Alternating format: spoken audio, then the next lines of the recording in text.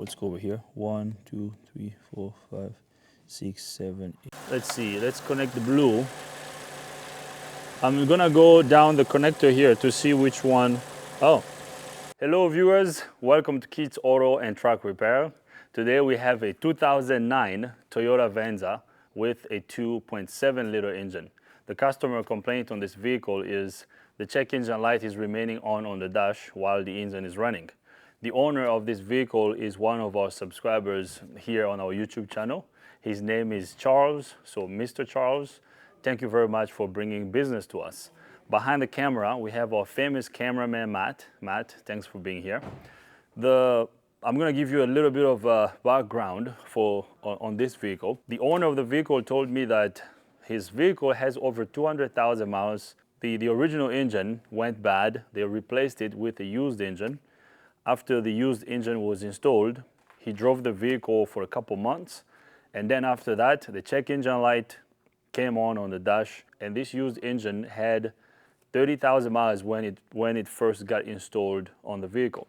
So he drove it, check engine light came on, he took it to the dealer. The dealer told him that they had to reseal the oil pan to get rid of the check engine light. They resealed the oil pan. After that, the check engine light kept coming back on. He took it there for the second time. They replaced the VVT solenoid. After that, the check engine light kept coming back on. He went online, he searched on Google, he found one of our videos. This gentleman lives in Virginia, so he lives about 2 hours from here. He said, you know, let me go check out those guys. So he called us, he scheduled an appointment. So now here we are. The first thing we're gonna do is we're gonna confirm the customer's complaint. We're gonna start the engine. The check engine light is on the dash, and then after that, we're gonna scan the engine computer to see what codes we have. So actually, Robin, if you can start the engine for me. Yeah. So as you can hear, the engine is running. Engine sounds really good. Matt, if you can come in the vehicle here, let's show the check engine light that's on. So right there, check engine light is remaining on the dash. Can you show the mileage on the dash right there? Yeah, this vehicle has a lot of miles. Although we were told that the engine was changed. Yeah. It's 300 right now? Oh, well, he told me that the engine was changed when the vehicle had about 200,000 miles. All right, so go ahead and turn it off. The key is on in the vehicle. Let's scan the engine computer and see what we got. So cameraman Matt will put this up on the screen for you guys to see. Right there, the vehicle has been identified. 2009 Toyota Venza with a 2.7 liter. Let's click OK. Here are the codes that we have. We have one code in the engine computer. The code is P0017. Now, the customer is aware of this code. The customer told me that when he took the vehicle to the dealership, this is the code that they retrieved. They told him about this code, but I don't know why they told him to reseal the oil pan. And after they resealed the oil pan, the check engine light kept coming, and then he went there for a second time. Then they told him to replace this VVT solenoid. Matt, if you can come here, let me remove the engine cover. You see this solenoid here? So this solenoid was changed, but the check engine light kept coming back. So we need to figure out why the check engine light keeps coming. So the code we have, once again, P0017. Code description is crankshaft position, camshaft position correlation, bank 1 sensor B. So sensor B is usually the exhaust sensor, and then sensor A is the intake sensor. So the intake camshaft position sensor. So this over here is the exhaust camshaft position sensor. So this is sensor B right here. And then over here on the other side, I hope you can see this, Matt. This over here is sensor A. So this is the intake camshaft position sensor. This is the exhaust camshaft position sensor. Now, usually when this code set is because you have a correlation code when there is a discrepancy between the position of the camshaft and the crankshaft, okay? So there's a trigger wheel on the camshaft that tells the engine computer the position of the camshaft. There's a trigger wheel on the crankshaft that tells the engine computer the position of the crankshaft. So if something happens, if the trigger wheel shifts, that can cause correlation codes, the trigger wheel on the camshaft or crankshaft, or if the timing chain, jumps, that can cause it, or if the chain stretches, that can cause that. If the timing chain tensioner starts to go bad, that can cause that too. So there are a lot of things that can cause this code to be set. Now, when the customer dropped off the vehicle, I asked him a couple questions. I asked him if the vehicle is losing power, if he noticed anything. The customer said that the vehicle drives well. There are no issues. The vehicle is not losing power, but the only problem is the check engine light that's remaining on the dash. And you guys heard it. I mean, we all heard it. It sounds pretty good. So now, since it's saying sensor B, the issue could be we might have a problem with the trigger wheel on the exhaust camshaft. We could also have a sensor that's failing. So with this code, what I would want to do is, based on the description of the code, I would like to use a scope. I want to scope the crank sensor and the cam sensors, and then I want to look at the patterns to see if something is off. Now, ideally, it's always good to have a non-good waveform that you can compare to, with the engine that you're working on. So I don't have a non-good right now. I texted a couple friends to see if they can get me a non-good in the next few minutes. Hopefully I'll get one, and then we're gonna capture our cam and crank sensor waveforms from this engine. Then we can compare it to a non-good to see what's happening. Now, the other test we could do is we can use an in-cylinder pressure transducer to watch the coil is firing the coil, compared to where the piston is getting at top dead center. Now, since this engine starts right away, it runs good, I don't think we might see a problem if we use an in-cylinder pressure transducer, because usually when you have a coil that's firing at the wrong time, the engine is going to misfire, and then you're going to have, low power issues and all kinds of issues. So, or we could just have a sensor that's failing intermittently. So here's what I'm going to do. Let's scroll down before I bring out my scope. We have the same code on the generic side of the scan tool. So here's what I'm going to do. Since it's sensor B that's throwing a code, I'm going to grab my scope test leads. I'm going to check all these wires at the sensor first. Let's make sure that the sensor is getting good power, good ground, and the signal is there. After we check the wiring at the sensor, then we're going to back probe both cam sensors and the crank sensor, and then we will see what we're going to find. Okay, so I'm going straight to the scope with this one based on the description I have over here, because changing this VVT solenoid over here, as you can see, it was changed, but the issue is still there. Okay, now I've seen VVT solenoids cause this issue, especially if you have a solenoid that's stuck on. That can cause the camshaft to be either advanced all the time or retarded all the time. That can cause that too, but in this scenario here, as you can see, this was changed, but nothing changed. So I'm gonna grab my scope test leads, and then I'll bring you guys back up. I have back probed all the wires at the sensor right there, as you can see. We are back probing all the wires.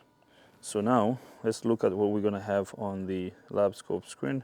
I didn't check these wires. I don't know which one is which. I'm gonna turn on all 3 channels here. Okay, so on the yellow trace we have 5 volt, so that's our 5 volt reference.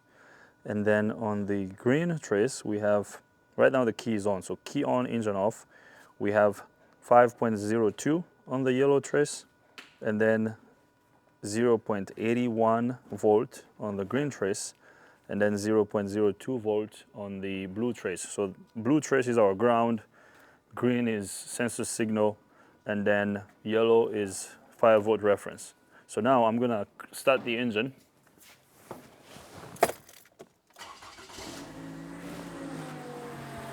Let's see what we got. So we have signal. So this sensor is producing a signal, and our voltage is there. Okay, so based on what I see on the lab scope screen, we don't have a sensor problem. The sensor is fine. Now, I've seen bad crank sensor cause this issue too. I mean, you can have a crank sensor that's failing intermittently. I mean, this issue is most likely going to be internal because the engine sounds good. I mean, there's a little delay, kind of a little but yeah. So based on what I see over here, this exhaust cam sensor is getting good power, good ground. It's producing a signal, so we're good there. So now I'm gonna turn off. Actually, let me figure out which wire is going to be our signal wire on the intake camshaft position sensor. So we know green is the signal on the exhaust, so we're gonna leave the green connected. Okay, let's see, let's connect the blue. I'm gonna go down the connector here to see which one. Oh, right there. But oh, it looks like we just found the problem. Oh, no. I was gonna say it looks like we just found the problem, but it's not. Because my voltage is, I was gonna say the amplitude on the intake cam position sensor is higher compared to the exhaust one, but it's my settings on the lab scope. So if I drop this, they're both gonna have the same height. Now I'm gonna turn off the engine. I'm gonna use the third channel, or the first channel, which is the yellow channel. I'm gonna connect this to the crank position sensor signal wire, and then we're gonna compare. We're gonna do a correlation comparison between the waveform coming from the cam sensors and the crank sensor. So I'm gonna get to the crank position sensor. I'm gonna back probe the signal wire, and then I'll bring you guys back up. I lifted up the vehicle off camera. I got access to the crank position sensor. I'm gonna show it to you. I already back probed the wire. So cameraman Matt, if you can come here under the hood, under the car. Do you see my test lead? You see that connector? So that's the crank sensor. Okay, it's a 2-wire sensor. I'm back probing the red wire. So now let's lower the vehicle. I have a great announcement that I would like to make today. The announcement is, I'm very excited about this, we are hiring a technician. If you are A-level technician, apply here. This is a great shop to work at. We have a great environment. We have a great team. You can ask our cameraman behind the camera. Cameraman Matt can tell you. Cameraman Matt, this is a great shop to work at, right? Yes. Anyways, all jokes aside, we have been very busy. We have been blessed. We have a lot of customers. A lot of you have been bringing vehicles to us, and I can't thank you guys enough. We're growing very fast because of you. So we have to grow the Kids Auto team. I'm not looking for an intern. We have a couple interns already. So if you are learning, this is not the right time for you to apply here. In the future, we might need more interns, but right now, we need someone who's gonna come here, who's gonna learn the kids' way, the way we do things, and after they grasp how we do things, they can hit the road, they can hit the ground and start working. So if you're A-level tech, you know what you're doing, you're a professional, you're looking for great pay, you're looking for training, you're looking for a shop that's gonna help you grow and become a better tech, this is the shop for you. We are creating a type of environment here that we enjoy working in. This shop is the kind of shop that I dreamed about working at when I was working for someone else. So come work here if you live in Maryland, if you live in Frederick or Gaithersburg or Rockville and you're looking for a good shop, this is the shop for you to work at. We have great pay. Pay is not a problem here. I tell all my team members that we treat each other here like self-employed people. So if you come over here and you work hard, everybody here works hard. If you don't work hard, you're probably not gonna last here long, okay? Just the way we work, you are going to work hard because, we push each other and we encourage each other. So you can make as much as you can or as much as you want, as long as you put in the hours and you put in the work. The work is here. We have great customers that want to bring business to us and we take great care of them. So We take care of ourselves as a team, and we also take care of our customers. So come over, apply. Cameraman Matt is going to put our email over here on the screen. Once again, if you're a technician looking for a job, we want you to apply, and I want to meet you and interview you. So thank you for watching. Thank you for being here. If you're not a tech, but you know a friend or someone who is a technician who's looking for a job, please let them know about us. Send them our way. We would really appreciate it. Cameraman Matt, thank you for being behind the camera. Everybody, let us know if you're looking for a job. I can't wait to get your applications. Thanks again for supporting us. Thank you for being here. See you guys next time. Let's see what we're gonna find. I don't have a non-good waveform that I'm gonna compare with this one. I hope my friend can get back to me very soon. So I already have my my lab scope set up. Green trace is connected to the exhaust cam position sensor. Blue trace is connected to the intake cam position sensor. And then yellow trace is connected to the crankshaft position sensor. So now I'm gonna start the engine. Let's see what we got. Okay, so based on what I see on the lab scope screen, our crank sensor is producing a signal. Both our cam sensors are also producing a signal. Since the Snap-on lab scope zooms out, so I'm on a very small time base right now, so I'm gonna pause this. I'm gonna turn off the engine. All right, so I turned off the engine. So now let's analyze the data. Okay, so we don't have a sensor issue here. We also don't have a wiring issue, because if we did have a wiring issue, our signals, especially on the cam sensors, were not gonna look like this, okay? Our square wave on the cam sensors look fine. Once again, yellow trace is our crank, and then blue is intake cam, and then green is exhaust. So let's move across. Okay, so over here, we don't have, like I said, we don't have sensor issues. Our issue is most likely a shifted trigger wheel on either the cam shaft, or maybe the crank. But how are we gonna tell? How are we gonna know if we don't have a non-good? So it's gonna be difficult. And also, we could also have a sticking phaser. The phaser on the camshaft could be sticking too. So here's what I'm gonna do. We kind of gonna have to stop here, because at this point, I don't know if what I'm looking at right now is good or not. I can't really tell. And I believe if I do an in-cylinder pressure transducer, our test will be fine, okay? Because the engine is not misfiring. I'm pretty sure if we test it, where the coil is firing, I'm sure it's gonna fire at top dead center. So now what I'm gonna do is, I'm gonna save this. I'm gonna save this capture. I'm gonna wait until my friend gets back to me. Hopefully he has a non-good that I can compare with this one, and then we'll go from there. So I'm gonna go to Files. Let's save this one. Let's save all frames.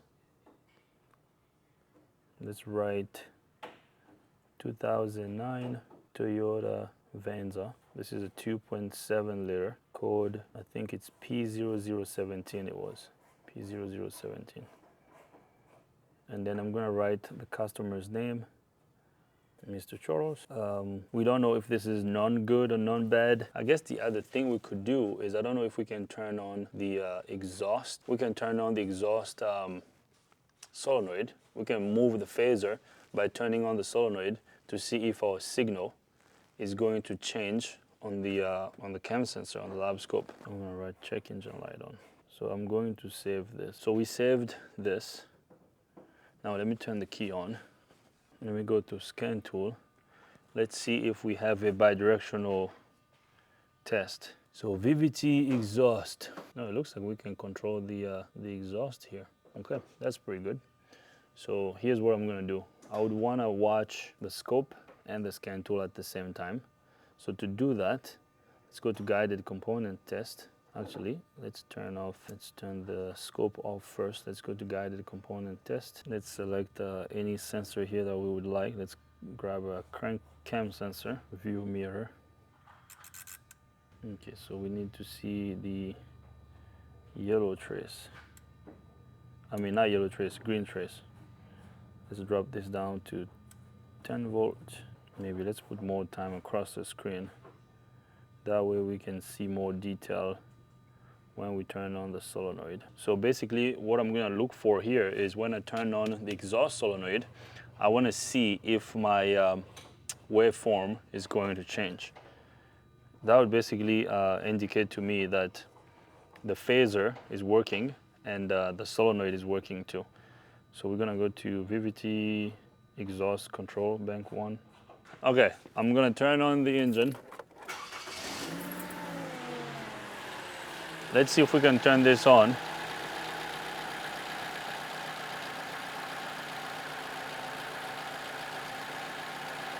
Okay, so we have our waveform right there. Now I'm only looking at the exhaust because this is the sensor that was triggering a code. This is the sensor that's throwing a code. So now let's go to exhaust. Okay, I'm gonna turn this on. Oh, right there. You see that? This is pretty cool. The engine RPM changed. Yeah. Did you hear the engine RPM change, Matt? So let's go down. Okay. I'm gonna do it one more time. Let's watch the signal.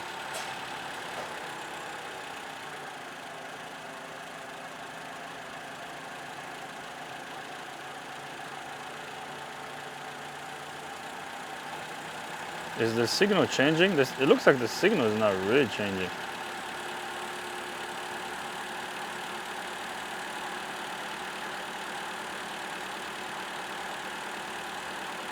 Oh yes, it is. It is. Let me go down.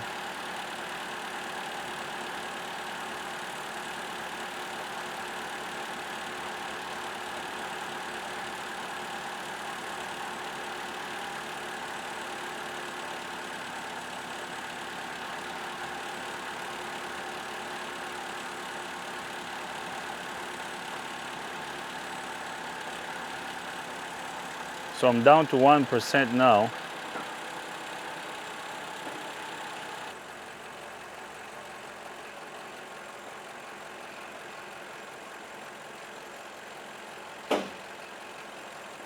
Can't really tell.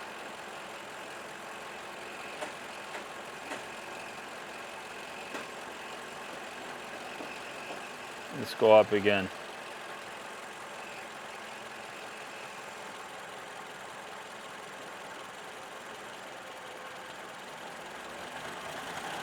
Oh yeah, right there. Signal just changed.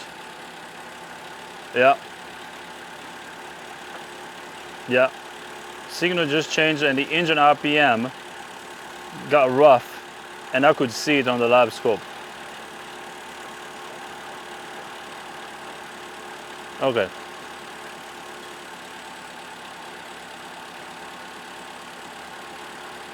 I'm gonna turn this down. Okay. So what does this tell me? This here tells me that our VVT solenoid for the exhaust is working. The wiring is fine. The passages in the head that send oil pressure to the phaser are fine. The passage, we don't have any clogged passages. This also tells me that the phaser on the camshaft is fine because the phaser is moving. So when the phaser moves, the camshaft also eventually moves, which causes the signal over here on the crank sensor to change. Matt was asking me off camera when I was saying advanced and retard, and then Matt was like, "Did you say a bad word? Did you say the car is retarded?" I was like, "Yeah, it's a term. It's a technical term. You can advance the timing or you can retard it, and if it's back, you say it's retarded." I don't know. You can say, I don't know. You might say if the engine is retarded or not, but don't say that to somebody, you know.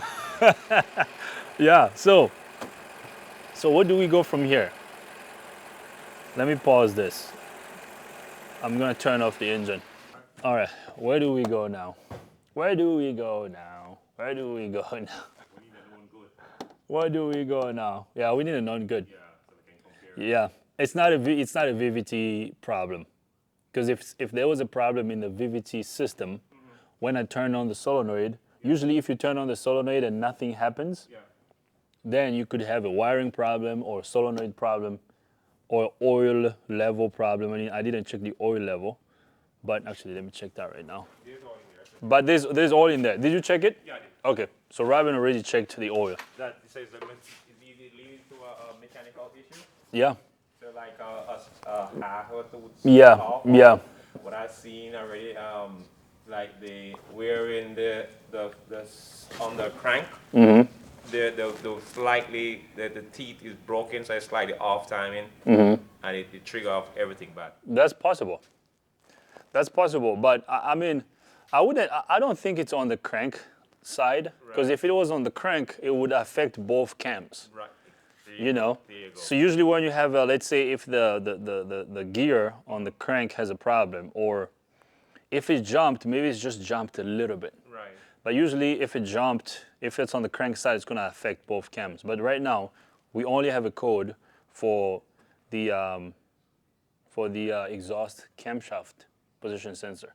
So the correlation code, which means when the computer is looking at the position of the crank Yeah. and the position of the cam, so it's off. The computer is seeing something that's not lined up properly. So the exhaust cam is not positioned properly compared to the Intake. either intake or crankshaft. Oh, okay. Yeah. So right now we need to get a non-good. We're gonna compare with this, and then I'm sure we're probably gonna see it. It might be a slightly off. Yeah. So what we might have to do on this one is we might have to take it apart and retime it. Yeah. I mean, in this point, do you just retime it, or do you recommend changing chains and guides and tensioners and redoing the whole thing? I would recommend doing the whole thing because Doing you the whole can thing. retime it, and Yeah. whatever caused it, the Y is still there. It's still there, And yeah. then it happen again. Yeah, I hear you.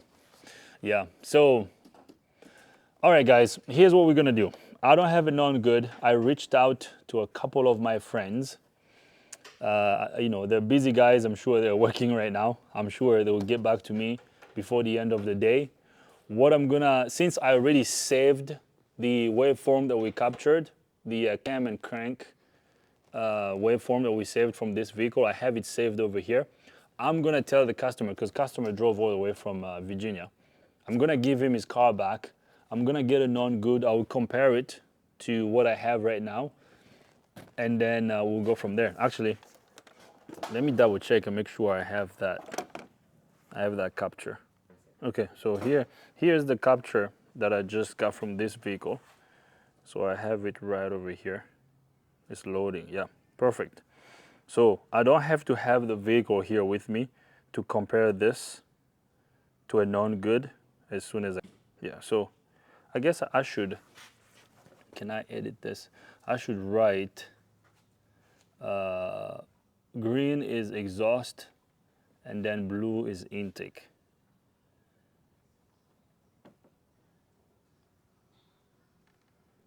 Let me see if I can edit this.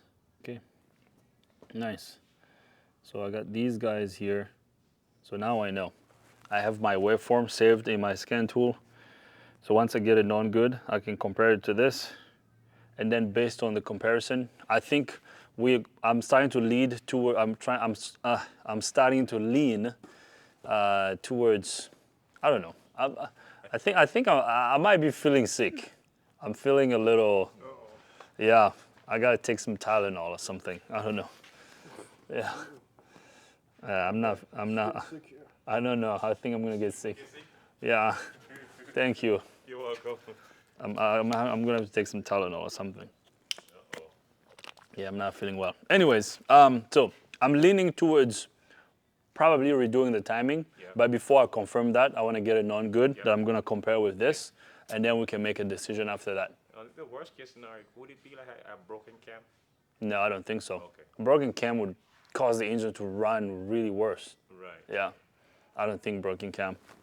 I'm thinking too much of the Volkswagen slide. Yeah, activity. yeah. Usually when you have a broken cam, if let's say it snaps in half, Right. you're gonna have two cylinders that will be working, and then the last two won't be working, and it's gonna run very, like, terribly. All right, guys. So here's what we're gonna do. We're gonna stop here. I'll bring you guys back up if I get the non-good waveform on this one that we can compare, and then we'll go from there. Yeah. Yeah. What else do you think we should do? That's it. I don't think we do anything else from whatever we recommended for you. We'll recommend. From the known good waveform. Yeah. Then we go from Yeah. Because we're not parts changers here. No. It's based on what we see. You know, cam sensors are fine, crank sensor is fine, the wiring is good of all the sensors. You know, someone changed the VVT solenoid. It clearly didn't need it. There's oil. The phaser is working because we saw how the waveform was changing when I was turning it on with the scan tool. Right. So yeah, VVT system is fine. Yeah, I'm leaning towards the chain. Yeah. Probably slightly stretched timing chain. Okay, so I'll get a non-good and then I'll bring you guys back up. All right, guys, I have received a non-good cam and crank waveform from my friend Ray, Mr. Ray. Thank you very much for getting this to me.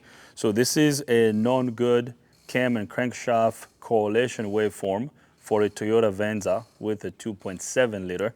So we're going to compare this waveform to the waveform that we got out of the engine that we are working on. Now, I believe that something is off with the timing on this one, but once again, we're not just gonna assume, we're gonna have to compare this non-good to what we have so we can make a definitive call. So now, I am going to do a screen recording here. So we have the vehicle out of the shop, but we have the data saved on our lab scope. So we should be good now. So we're gonna go to Data Manager. Let's go to Scope, Multimeter, Data Folder. So here it is, okay? So this is the vehicle, 2009 Toyota Venza with 2.7. This vehicle was misfiring and check engine light was on. So on our waveform, the green trace is going to be the exhaust cam, and then the blue trace is going to be the intake cam. So I'm gonna write this down. So on mine, green is going to be exhaust, and then blue is going to be intake.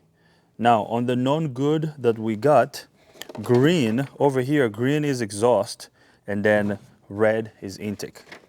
So our greens will be the same. Green is exhaust on ours, and green is also exhaust on this one.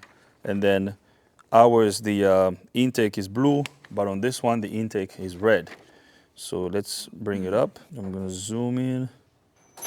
Okay, so let's start with the exhaust cam.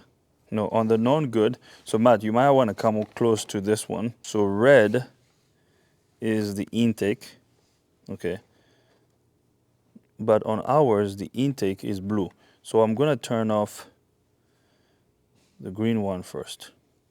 Okay, so let's check the intake. And this is a 4-cylinder engine. So here's what we got. So on the non-good, from this, you see this little opening over here? From this point, so the blue one over here is the crankshaft sensor waveform. And then on ours, the yellow is the crankshaft. So from here to here is 1 revolution of the crankshaft. So actually, I believe I kind of see. So if we can count, okay, if I can grab this rising edge over here, so we see how we have wide, and then 1 narrow. So we have the same thing over here. Let me bring this. So wide, and then narrow. It's okay. Wide, narrow, wide, narrow. Sounds good. Actually, when you're looking at it, Matt, I can tell it's off. Look at this one over here. You see where this one is on this waveform? Can you tell the difference, cameraman Matt? So this one is more this way. This one's a little bit that way. So what you could do is, if I can draw a line over here, and then I can count how many teeth we have. So from this point to about here. So we have 1, 2, 3, 4, 5, 6, 7, 8, 9, 10. Okay, about 10. So let's go over here. 1, 2, 3, 4, 5, 6, 7, 8, 9. See? 9 over here. Can you tell? From here to here. Or we can also go from here. If we go straight up like this, we have about 1. This, if you go straight up here, it goes about to this 1 tooth over here. But if you go up, it's kind of between these two. Does that make sense, cameraman Matt? So now let's compare the other one, because on ours, blue is intake. Now let's look at exhaust. So I'm going to,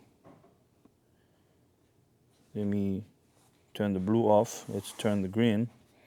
So this is our exhaust cam. So we have big, big, narrow. Oh yeah, even this one, because if I draw a straight line over here, we have about 3. Okay, look at what we have over here. Does that make sense? Can you see it, cameraman Matt? Yeah. Maybe I need to draw it for everyone to see. So on this one here, so we have narrow, narrow, narrow. So if I draw a straight line, so I can put this piece of tape right here. So I'm putting it, I hope you can see, I'm putting it between this rising edge on this wide over here, on this wide window. That's how it's called, wide window. Straight, right? See? So we have, see, from this line, we have about 1, 2, 3, 4. Now come over here. How many do we have? 1. There you go. So timing is off.